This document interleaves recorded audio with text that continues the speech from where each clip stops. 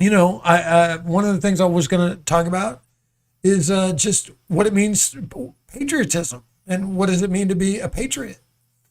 There are people out there that think that being a patriot means obediently following everything that we're supposed to do exactly as we're told to do it, whether it's standing for the national anthem, whether it's saluting the flag, whether it's, defending the country in a time of war, whatever it is. There's another perspective that says there's nothing better than questioning, the freedoms that people have fought for us to have. We have them. I saw this thing today, Trey Gowdy. Do you know who he is? I do not. He is a former U.S. Senator from, I believe, South Carolina. He's now a Fox News, got his own show on Fox. And he did this long speech today about how you can not stand for the flag. You can disrespect the flag. We have fought these freedoms. There's people all over the world trying to become Americans, and everybody, this is the greatest country in the world. We have our flaws, blah, blah, blah. And you can do all these things that are disrespectful to the country, but it's wrong. And I thought to myself, no, I agree with you up until that point. It's not wrong. We have those freedoms. The thing that makes America great is not just that we have the freedoms to do those things, but that people exercise them. Right. What is the point of having the ability? Look, he's like, you can burn the flag, but it's wrong. It's wrong. Would I burn the flag? No, I would not burn the flag. Would I kneel for the flag? Depends on what somebody. I don't think kneeling is disrespectful. Personally, I've always said to myself, I don't think kneeling is disrespectful. But what I believe is the freedoms that we have in America are only good if we exercise them. If nobody goes around and says, "Hey, I'm allowed to badmouth my country. I'm allowed to be an athlete. I'm at the Olympics. I'm in front of the whole world. I'm an Olympic competitor. I'm allowed to not stand for my national anthem." In other countries, you get shot for that. We don't get shot for that. I think it is good for our people to be able to do something in front of the whole world that is disrespectful and they would get in trouble for in their country, and be like, wow, they can speak their mind in America. We're not allowed to. Do I agree with it? No, I don't. I wouldn't do it. If I was an Olympian, I would stand for the national anthem. I would put my hand over my heart. I would listen to it, and I would be proud. And I consider myself patriotic. But I'm not a mind-numb zombie who's just going to obediently go through life and do exactly what I'm told. I'm going to think for myself, and I'm going to do my own version of what I think is right. And that's what the guys fought for. The guys that are dead or that are in the ground that fought for our freedoms, they didn't die for us to obey the flag. They fought for us to have the choice to obey the flag or stand or kneel or whatever. I fought. I know what that's like. I didn't have to actually kill anybody, but I had live rounds aimed at people. And I can tell you that if I had to kill somebody for America, I would. If I had to kill somebody for America now, I would. But I also believe that if somebody behind me wants to protest something that they don't think is right, they have the ability to do that. And that's exactly what we're fighting for. We're not fighting for people to be obedient to America. We're fighting for people to have the freedom to decide for themselves what they want to do and what they don't want to do. That's my opinion. Pretty well said, really. All right. I mean, that is it. I mean, there's something about, and I brought this up on another one. I'll have to find the clip. Something about, blindly fighting a war for that. You're just a pawn, man. You're over there. You're gonna kill somebody for the sole reason that person is on the other side. They need to die. They're going to kill you for the sole reason that you're. You don't even have a grudge against that person. You don't know the person at all. You just know they're bad. You've been told they're bad. We got to kill all of them, and they've been told you're bad. That's the only reason you two are in a ditch trying to knife each other to death. Right. And that's at some fighting point to the death. At some point, the two of you have to go. What the fuck are we doing here? What are we doing here? Like, this isn't my war. Right. Okay. No. There's a handful of people doing some really bad shit, and we're going to stab each other to death because they're doing bad shit. Right. At some point, humans have to come to that realization in the moment. There's there's a story. I'll find the clip. there's a story of a guy in World War II. He's doing an interview and he's talking about it. And he's like, at some point, I'm in there with another man who has a family, and the only reason we're here is because there's a person on the other side of each of our encampments who says, go in there, Kill each other. fucking kill each other. Right. Like, I don't know this. Don't know. And I don't understand what I don't get is, and I mean, I totally get patriotism. I believe in. I love America. I think America is the greatest place in the world. I don't think that's questionable. Can it get better? Of course. And the only way that things get better is if people point out the flaws.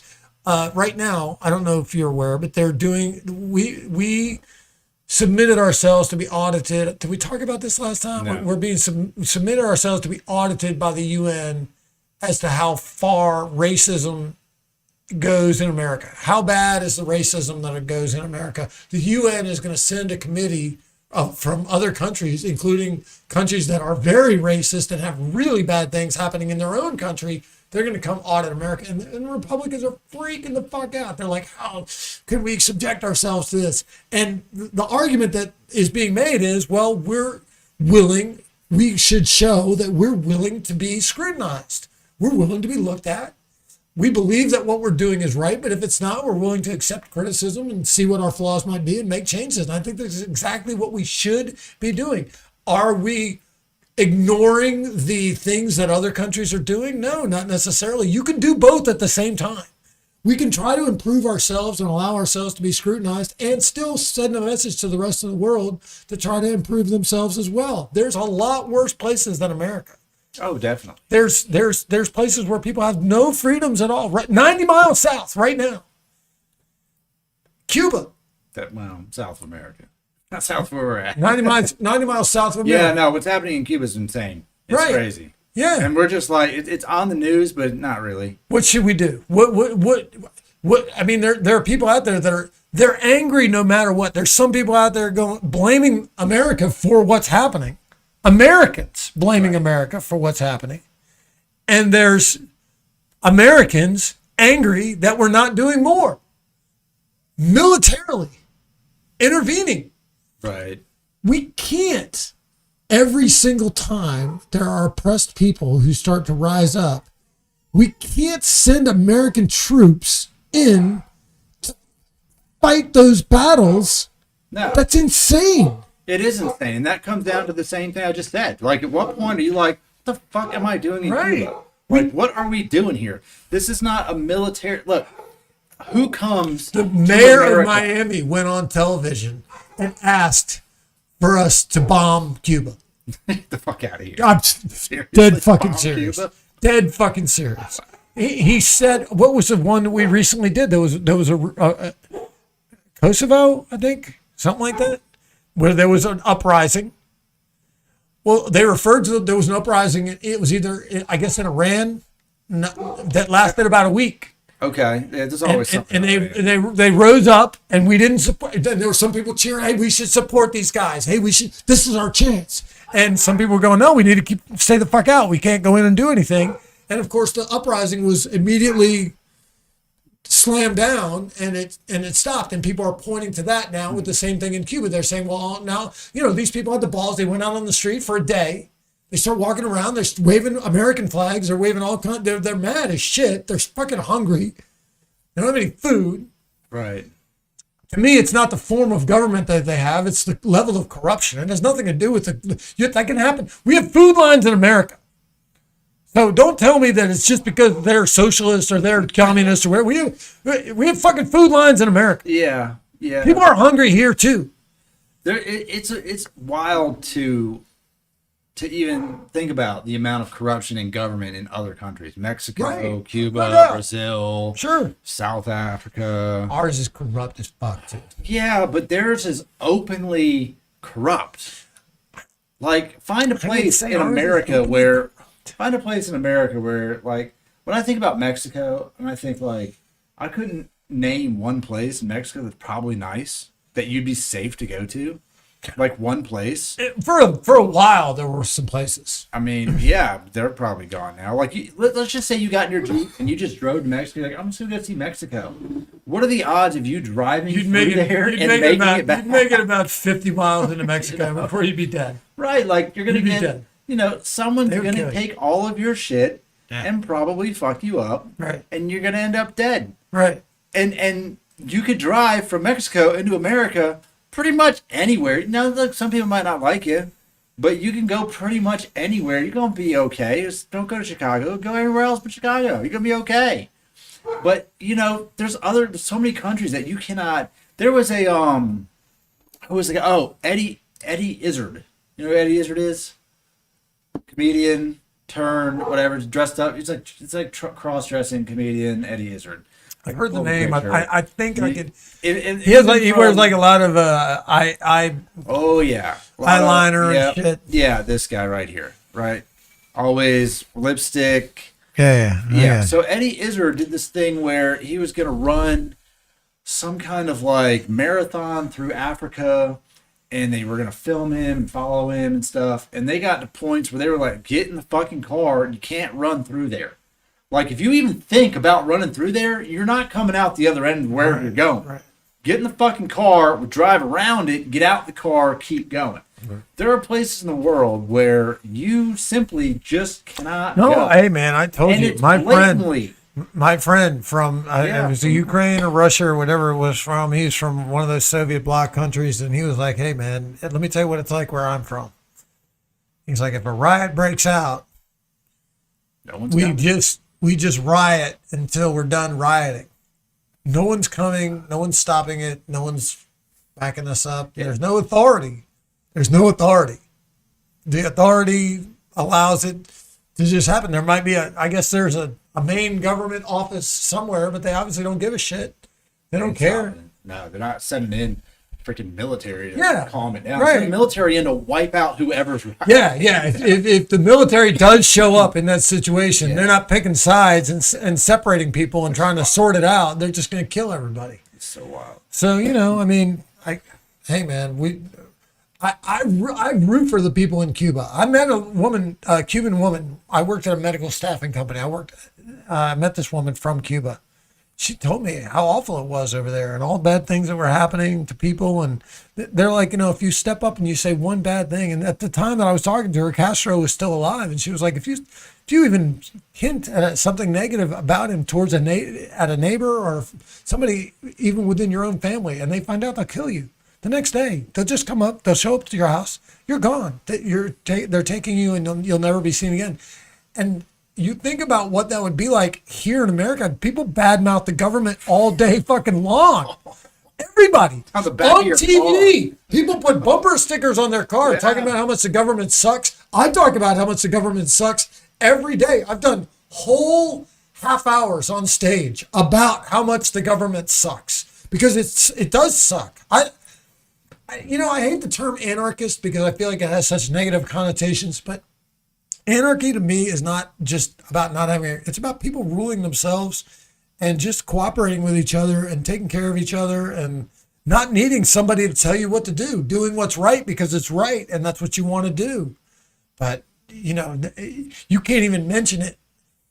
It's funny how quick, thinking about different terms and the negative connotations, when there were people on the news this week talking about monitoring. I was listening to Fox. I watch Fox News all the time. I just might as well throw that out there. And the reason I watch Fox News is because it's so opinionated and it's all political. And that's all I care about is politics. That's all they talk about. But anyway, so I'm watching Fox News and they're talking about how the government monitoring people's Facebook pages is fascist. They're like, well, that's fascism. And I said to myself, so as I'm listening to these right-wing Republicans talk about the fact that something that the government is doing is fascist, I was like, does that mean that you're anti-fascist? Does that mean that you're now Antifa? Because I've been listening to you for the last 2 years talking about how horrible Antifa is. And it sounds like if you're against fascism, that you're now Antifa. And all I'm saying is one person's fascism is another person's great government. Yeah. You know, they talk about the government down in Cuba, and everyone wants to throw the label socialist and communist, and it was a dictatorship. It wasn't any of those things. There was no communism. If you know anything about what actual communism is, it's total cooperation. The reason governments don't succeed as communist governments and as socialist governments isn't because the structure itself won't work. Those are just things about where people are taking care of each other. It's because of corruption. It's because people are greedy. It's because the people that are in charge are not satisfied having the same as everybody else. If you could get past the greed and the corruption, any form of government where people are all benefiting is going to work. That's why you can't convince me that capitalism is some great economic way to. There's people homeless. There's people that are hungry. There's people that don't have health care. Don't tell me capitalism is perfect. It's not. Every time I hear people talk about the fact that we shouldn't have socialism in America, I want to grab them by the fucking throat and be like, motherfucker, we have socialism in America right now. Yeah. We already have it. So we quit. The socialism you're mad about is people that have nothing benefiting from socialism. They have now in California, they're going to have the universal income. They passed it. Did they really? Yeah. I know they were talking about new program. They're talking about doing it for kids. Like, Yeah. it's basically the entry level children. Kids who are coming out of foster care, as they turn 18 and graduate out of foster care, will now start receiving between $500, I believe it's between $500 and $1,000 a month, and single mothers will receive. I just pour myself a shot of Coke Zero. Oh wow! Look at that.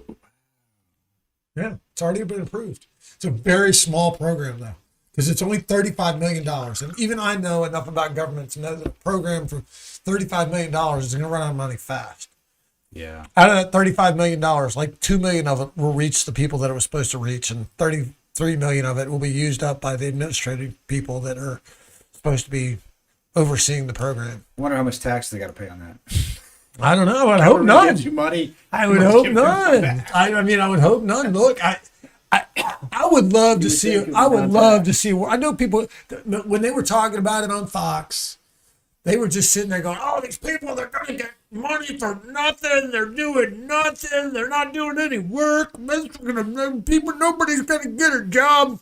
Man, I don't want a fucking job. I would love to be able to just sit here and talk about the important and funny things of the world. That's what and listen to music, smoke a little weed, drink some El Toro. I don't know why. I don't know how all these people have bought into this theory that the only thing that you're here on Earth for is to work a job. It's not. It's not who you are. It is not part of your identity. It's not important. It is far and more important for you to live your life as a decent human being. What's wrong with that? I don't understand why we treat that like it's, these people are going to do nothing. You don't know what these people are going to do with their $500 a month. It's true. They could go out there and change the world, man. They could build a massive, a crazy amount of wealth with $500. Some people do it With less.